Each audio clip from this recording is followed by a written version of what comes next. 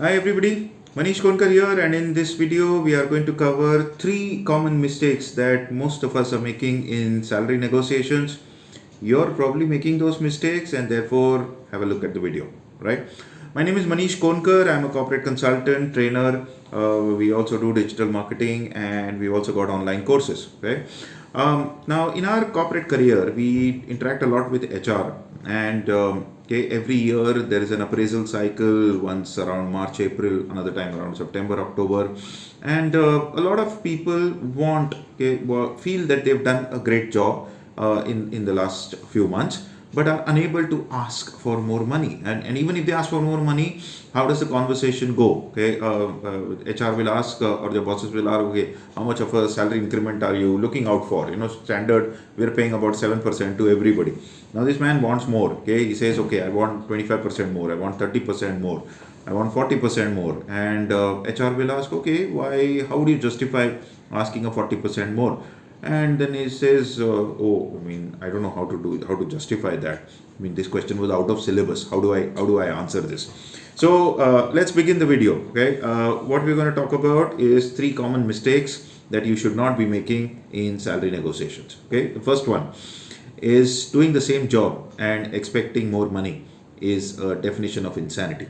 You are not going to get paid more simply because you've been around in the company for some time. Okay, that only happens in the government, that only happens in the public sector, it does not happen in the private sector.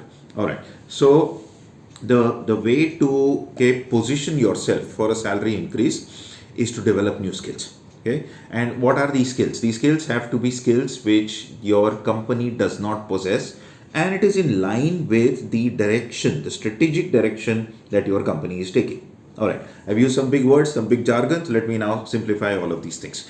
One of our clients was facing a lot of problems in the quality of its products that its plants were producing. So they started off with a Six Sigma initiative. Now, no one knew Six Sigma in the company. The company did not have that skill in the organization per se. And therefore, what did it do? It hired consultants. So some of our colleagues went in and did a series of Six Sigma projects. And they would have invoiced almost crores of rupees for it. Right? Now, why did the company go outside into the market to look for Six Sigma skills? Because those skills weren't there. But as a part of these projects, the internal team had to be trained. Some members of the internal team had to be trained on Six Sigma. And these are the people who have now developed some skill set. So if you see that your organization, for example, if you're an IT company and it's switching into AI, learn AI. If you are an FMCG company and you realize that digital marketing is getting critical, then this is what you need to learn. What you have to do is learn digital marketing. So the first point is that the same skill set and the same job will not get you that 30%, 40% job. What you have to do is develop additional skill sets which are relevant in the industry, the way it is changing, and skill sets which are relevant for the strategy that the company is following. Okay? For example, let me give you one more example. So, in one FMCG company that we were dealing with, this company was expanding into modern trade. And one of the people that we hired from the competitors was someone who had done a lot of work with the railways. And what he said, he knew the railways organization structure. They structured into multiple divisions all across the country. Every division has some 4 or 5 decision makers.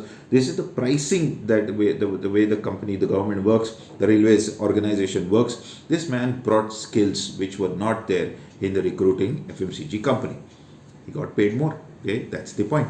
All right. So tactic number one, don't make this mistake, is remember to develop some new skills so that you can position yourself in the appraisals a little better. The second point is to communicate the value of these skills. Now, what does that mean? It means, let's say, converting your performance from percentages to money. So let me take an example.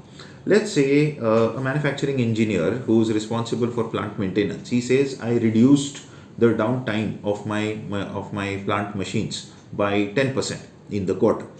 All right, that doesn't sound too much.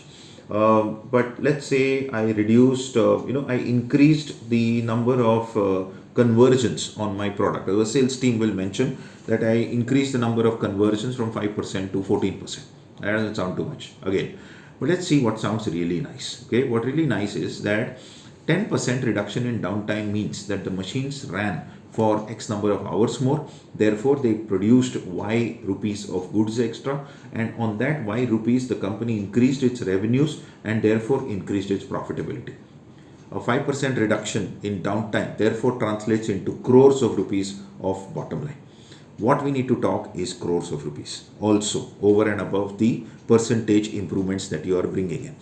A sales team says that I added 500 new outlets in my area. Okay, so what? So these 500 outlets are buying on an average X rupees of products every month. I added 10 distributors in the month. So therefore, these distributors are adding to the value that I have added. Okay, that's the impact on the sales process that you have achieved. So the second tactic, okay, the second mistake that we don't want you to make is we want you to go into a salary appraisal, a salary negotiation, being very clear what is the financial impact of the activities that you have done. All right, that's very critical. Okay. The third thing that you can do is most conversations on appraisals and salary negotiations happen only once in a year. There is no reason for it to happen only once in a year. You can have it monthly. And the way to do it is to simply go to the boss and say, sir, I feel that the current salary bracket that I am in does not justify the value that I bring to the table. I would like to work towards getting more value for the company and therefore making more money. What do I need to do? Ask this question. What do I need to do over the next 6 months so that I will make myself worthy? You remember the Marvel dialogue? Are you worthy? So the next question is just ask in advance, what is it that will make me worthy? Okay, and then work hard like crazy towards it, and that's how you justify your decision. Basically, what you have to do is prepare your boss for the salary increment that you are going to ask, and the next step is to get his expectations also. That you should realize is how exactly does he look at growth. It may be very different from the way you are looking at growth. All right, so that's it in this video. Thanks a lot for coming till here. If you already been here, if you reached this spot, it means you're enjoying some of the stuff that we're doing. So remember to subscribe to the video. We're also on LinkedIn, so follow me on LinkedIn. The link is there in the comment section below, in the description below. And I'm Maneesh Konkar. Thank you very much for watching this video. I will see you in the next video. Thanks.